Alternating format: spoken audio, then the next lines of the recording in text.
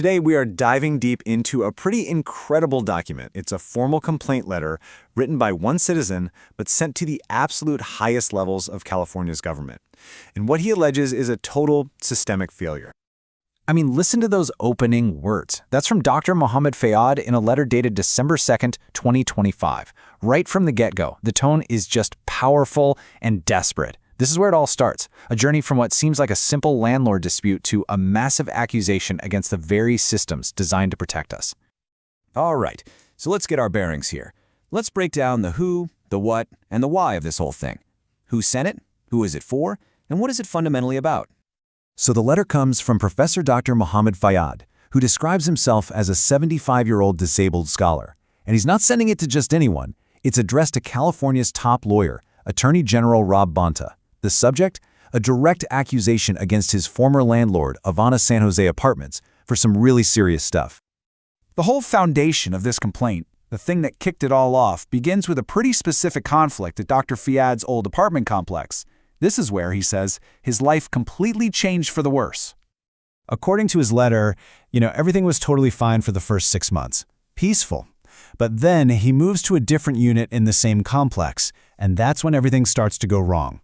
He describes it as just this cascade of problems, mainly stemming from what he calls negligence from an uncooperative staff.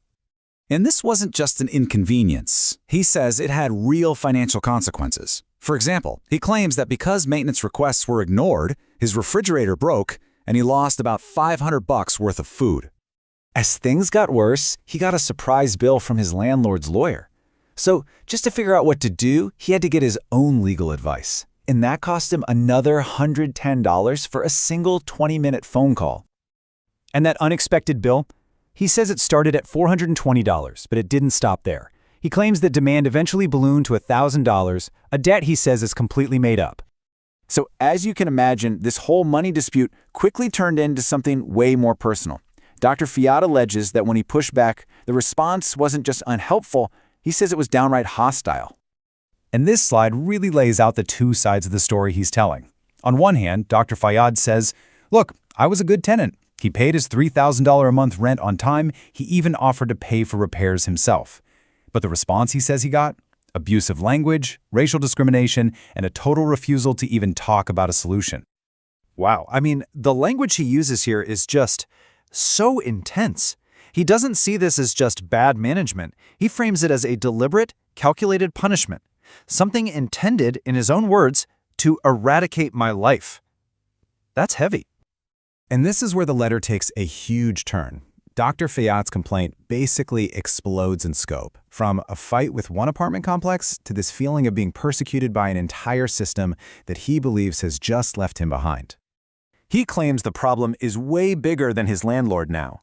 He alleges that almost every single institution he's turned to for help, we're talking government agencies, the courts, his banks, lawyers, even the media, he says they've either failed him or actively worked against him. And if you need one sentence to understand how helpless he felt, this is it. It's like a statistic of his isolation. It just shows you the huge wall an individual can hit when they're trying to use the very systems that are supposed to be there for them. And this is so crucial. This wasn't a private letter. By sending it to this massive list of powerful people, the governor, members of Congress, the press, he was making a very, very public cry for help. This brings us to some of the most recent and honestly alarming events he describes. These things happened on the very day he sent the complaint, and they're what pushed him to make this urgent plea for his own safety. On the exact same day he sent this letter, Dr. Fayad says something really strange and unsettling happened at his new apartment, something he believes is part of the ongoing harassment. So he recounts this totally bizarre incident. He wonders, how could a stranger just show up and claim his apartment was hers? To him, it wasn't just a mistake, it felt like another attempt to intimidate him. And this is the line that closes his story. It is a direct and, frankly, chilling appeal. It highlights how serious his fear is, and he's putting the responsibility for his safety directly on every single official he sent that letter to. So, after laying out this whole troubling history, Dr. Fayad's letter doesn't just end with a plea. It ends with a formal request for the state to step in and do something specific about his situation. He's crystal clear about what he's asking for.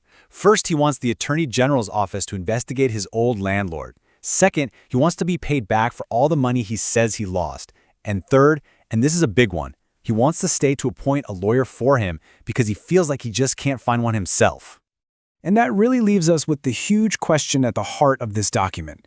It's a raw, personal account of one man's crisis of faith in the entire system, and it really makes you ask, what happens when a citizen feels like every single door has been slammed in their face? And whose job is it, really, to finally open one?